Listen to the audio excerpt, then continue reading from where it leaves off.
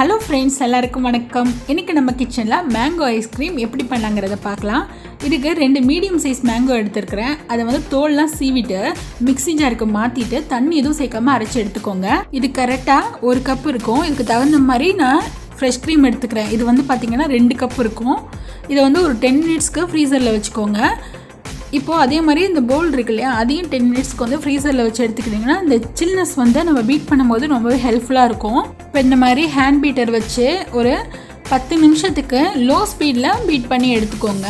பாருங்கள், சூப்பராக ரெடி ஆயிருச்சு. இந்த மாதிரி நல்லா டபுளாக கிடைக்கணும். அந்த மாதிரி வர வரைக்கும் நல்லா பீட் பண்ணி எடுத்துக்கோங்க.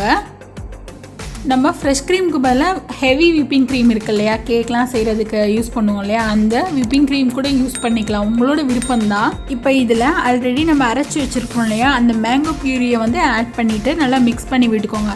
இப்போ மேங்கோ ஐஸ்கிரீம் செய்கிறதுக்கு மெயினாக பார்க்க வேண்டியது நல்ல மேங்கோவாக சூஸ் பண்ணிக்கோங்க. சில மாம்பழத்துலலாம் பார்த்தீங்கன்னா இந்த நாராக இருக்கும் இல்லையா, அந்த மாதிரி மாம்பழத்தை மட்டும் இந்த மேங்கோ ஐஸ்கிரீமுக்கு வந்து சூஸ் பண்ணாதீங்க. இப்போ இதை நல்லா மிக்ஸ் பண்ணி விட்டாச்சு. இப்போ வந்து ஹேண்ட் பீட்டர் வச்சு அகெயின் லோ ஸ்பீடில் ஒரு 2 மினிட்ஸ்க்கு மட்டும் பீட் பண்ணி விட்டுக்கோங்க. நல்லா அது வந்து நல்லா மிக்ஸ் ஆகணும், அந்த க்ரீமும் மேங்கோவும் நல்லா மிக்ஸ் ஆகிறதுக்கு. இப்போ இதில் பார்த்தீங்கன்னா எல்லோ ஃபுட் கலர் வந்து கொஞ்சமாக சேர்த்துக்க போகிறேன்.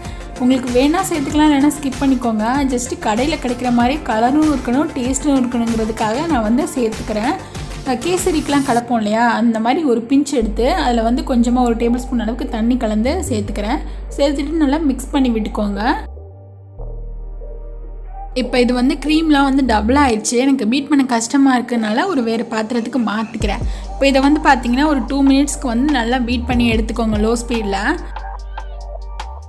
இப்போது இதில் இனிப்புக்காக 1 கப் அளவுக்கு கண்டென்ஸ்டு மில்க் சேர்த்துக்கிறேன். நீங்கள் வந்து 1 கப் வந்து பொடிச்ச சர்க்கரை இருக்கு இல்லையா, பவுடர் சுகர் கூட சேர்த்துக்கலாம், உங்களோட விருப்பம்.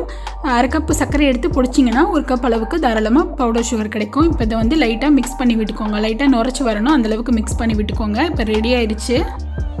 இப்போது நம்ம மேங்கோ ஐஸ்கிரீம் மிக்ஸ் பார்த்திங்கன்னா ரெடி ஆயிடுச்சு. இதை வந்து நல்லா மிக்ஸ் பண்ணிவிட்டு லைட்டாக நல்ல ஒரு ஏர்டைட் கண்டெய்னருக்கு இதை மாற்றிட்டு இதை வந்து மேலே வந்து பார்த்திங்கன்னா கொஞ்சமாக அப்படியே கலர்ஃபுல்லாக நல்லா இருக்கணுங்கிறதுக்காக நான் கொஞ்சம் மேங்கோ பியூரி வந்து ஆட் பண்ணிக்கிறேன். கொஞ்சமாக அப்படியே ஆட் பண்ணிவிட்டு அதில் வந்து மேங்கோ பீசஸ் வந்து கொஞ்சமாக சாப் பண்ணி வச்சுருக்கிறேன். மேங்கோஸ் வந்து நல்லா சாப் பண்ணி வச்சுருக்கேன் லைட்டாக.